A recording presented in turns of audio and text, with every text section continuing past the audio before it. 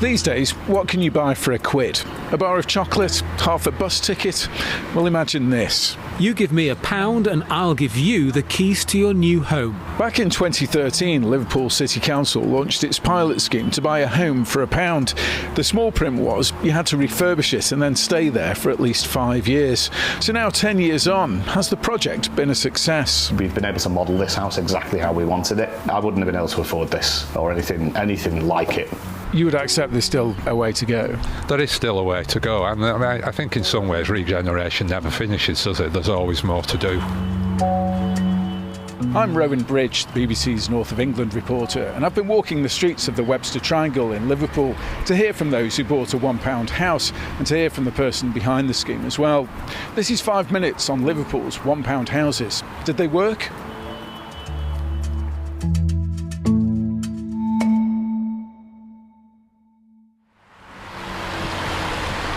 The sound you might hear in the background is the rumble of traffic on Liverpool's Smithdown Road, and it sits on the edge of what's known as the Webster Triangle, a collection of terraced houses in the city's Wavertree neighbourhood.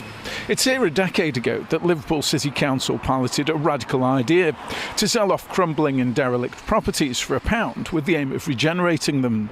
Steve Ingley bought his house for £1 under the scheme, and a few streets away, Maxine Sharples did the same. There was a huge hole in the roof. So there was water coming in there. Pretty much all of the woodwork was rotten. There was asbestos, there was a rat infestation, I had a tree growing out the front bay. While we were working in the house, above the bay window on the first floor collapsed while we were actually working on it. There wasn't much apart from crumbling bricks. It was pretty dire. I'm now standing on Garrick Street where Steve's house is, and if you look on Google Street View you can go back in time and look at what it looked like before the £1 house scheme, and it's just house after house with metal plates on the windows and doors, almost really a ghost town. I mean, no one really walked down here other than to get between the two roads, apart from one house. It was completely boarded up.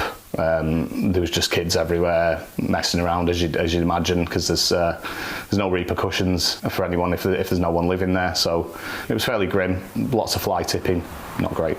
All of those who took part in the scheme had a year to do up their new homes and make them livable. They also had to promise to live in their new property for 5 years or face financial penalties. But taking on the work wasn't for the faint-hearted. Maxine Sharples completely restructured her home. I turned my house upside down.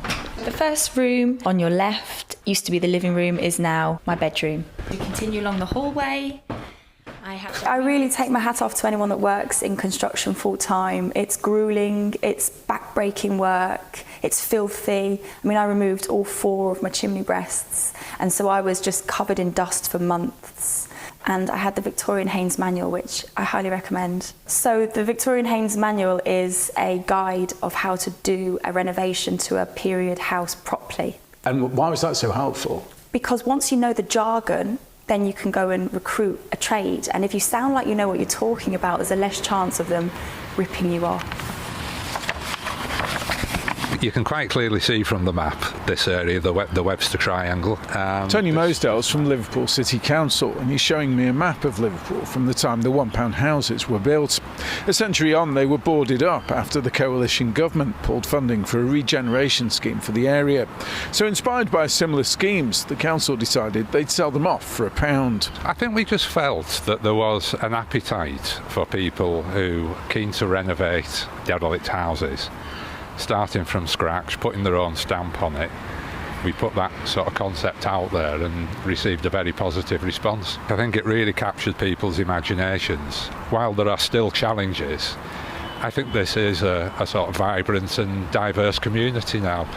But you would accept that there are still issues, there is still fly tipping, there are still houses that are boarded up, there are still issues with antisocial behaviour. Those things haven't altogether gone away.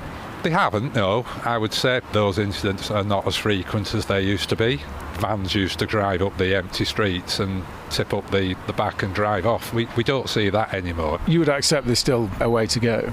There is still a way to go, and I think in some ways regeneration never finishes, does it? There's always more to do. For both Steve Ingley and Maxine Sharples, the scheme's changed their lives and the neighbourhood. We've been able to model this house exactly how we wanted it. We absolutely love living here, the people in the neighbourhood, because we've all been through the same thing. It's a really nice place to be. We all look out for each other. I wouldn't have been able to afford this or anything like it. For you, it's been transformational. Absolutely, yeah. I feel very fortunate. It's completely changed my life. Having the security of your own home that no one can take away from you means that it opens up my life to other possibilities. I don't take it for granted that I'm living in the home of my dreams that I renovated and got for £1. Buying a home for £1 has given the people involved something they never thought they'd have, and the scheme's had a real impact on the area. But there are still boarded up properties and it still has its issues. The council says it's developing a new housing strategy which involves looking at all the properties they own, including those in the Webster Triangle. Doing up a derelict house is hard, and so is trying to regenerate a whole neighbourhood.